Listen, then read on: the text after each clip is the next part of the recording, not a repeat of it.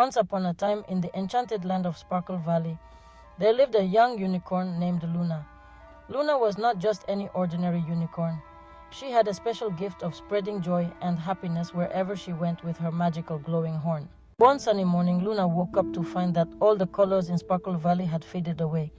The flowers were wilting, the rainbow had lost its shine, and even her friends, the fairies and woodland creatures, looked sad and gloomy. Determined to bring back the magic to Sparkle Valley, Luna decided to embark on a magical adventure.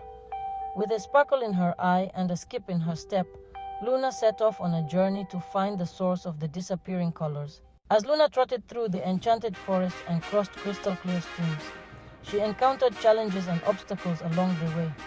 But with her bravery, kindness, and unwavering determination, Luna overcame each hurdle, spreading joy and happiness wherever she went. There she discovered a mischievous cloud dragon who had been stealing